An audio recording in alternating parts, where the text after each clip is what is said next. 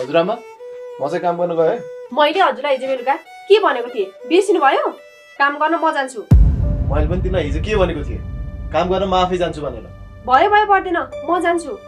बुहारी जान्छु भनेपछि जान देऊ नि त यसलाई।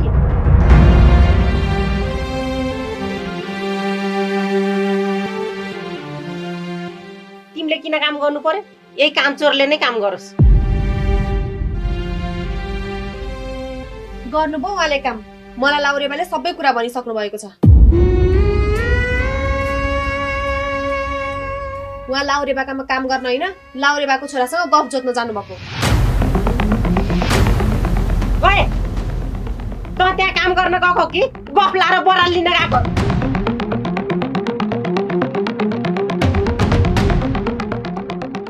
अब रकी दादाले नै तिमीले काम गर्नु पर्दैन, तिमी मेरो साथी चाहिन्छ भनेपछि मैले चाहिँ के गर्नु त?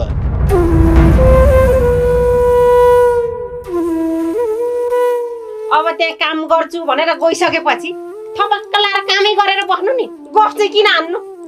त्यसैले त म जान्छु भनेको नि आमा। उहाँ त काम गर्ने बहानाले काम गर्न होइन हाम्रो बेइज्जत गर्न जानुभएको रहेछ।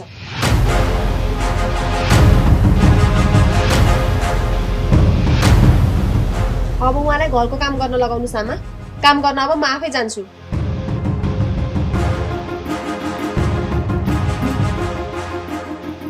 सुनिस् नि होइन बुहारीले के भनिन्? सुने, तर म यो कुरा मान्दैन। माने मान्नु, नमाने नमान्नु, मलाई अरू कुरा केही पनि थाहा छैन। अब उता लाउरे बाकोमा बरा लिएर बस्ने बानी भएको मान्छेलाई घरको काम गर्न त कहाँ मन लाग्छ त? मालती, स्कुल जान ढिला हुन्छ, रेडी हुनुपर्छ। हिँडे भित्र जाऊ। नै, म तपाईसँग स्कुल जादिनँ, म भेनाजुसँग जान्छु। हजुरआमा, टुल्कीलाई सम्झाइदिनु है। मैले के सम्झाउनु? तेरै बुढी हो, तै सम्झा। आमा, काम गर्न मै जान्छु के। तँ धेरै नकर है हेर लक्ष्य। अब पहिला पनि सहरमा काम गर्छु भनेर खुब नापिस काम गरेर अहिले यहाँ गाउँमा पनि काम गरेरै नापिरहेछस्। ईश्वर, तैँले त नि मेरो त मासु खाने भइस् के।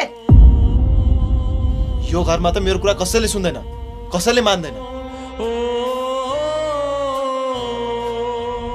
सबै आफ्नो आफ्नो तालका छ।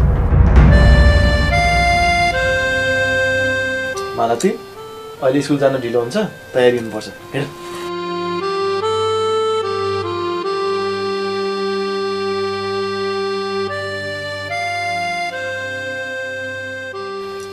आमा, हजुरआमा, म काम गर्न गएँ है। अब जान्छु भनिछौ के रे, जाऊ त नि। अनि सुन त, लाउरिने आमालाई चाहिँ छिट्टै पैसाको बन्दोबस्त गरेर आमाले घरमै पैसा लिएर पुर्याउन आउनुहुन्छ अरे भन है। हुन्छ आमा।